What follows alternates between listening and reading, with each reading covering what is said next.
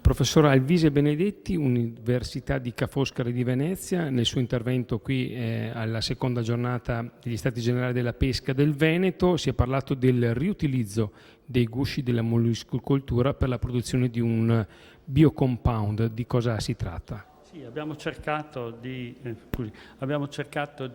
mettere insieme due problematiche. La prima è quella del riutilizzo degli scarti dei gusci dei molluschi, che in questa zona sta diventando un problema importante, e l'altro di vedere in qualche modo se questo problema poteva essere anche in qualche modo coinvolgere il problema di diminuire la quantità di plastica che viene fatta. In particolare che cosa abbiamo visto? Abbiamo visto che i gusci di diversi molluschi, il vongole, cozze, eccetera, sono fatti fondamentalmente di carbonato di calcio, che viene utilizzato come filler sostanzialmente e naturalmente, commercialmente nelle plastiche.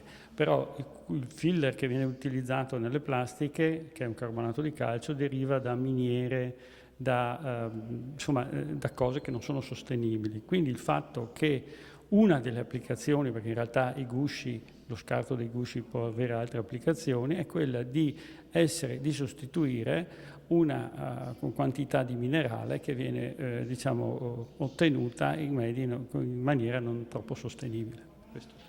Ecco, questo l'ha detto lei, sostenibile, e anche questo è un processo di sostenibilità per permettere a tutto il comparto di avere un beneficio a medio e lungo termine. Certo, ma sicuramente, ma qui con questo tipo di approccio si possono sviluppare posti di lavoro, si possono sviluppare centri di ricerca, quindi qual è un obiettivo importante? Sarebbe quello di far diventare questa zona un centro di riferimento mondiale per il riutilizzo di questi scarti che, ripeto, possono essere utilizzati nella plastica, ma possono essere utilizzati nel vetro, contengono delle proteine, possono essere utilizzati per fare nuove formulazioni. Quindi quello che abbiamo presentato è soltanto una piccola parte del progetto generale, che dovrebbe tendere al fatto che l'area del delta del Po diventi una zona di riferimento mondiale su come possono essere riutilizzati gli scarti di molluschi, ma anche di pesci, ecco, in questo senso.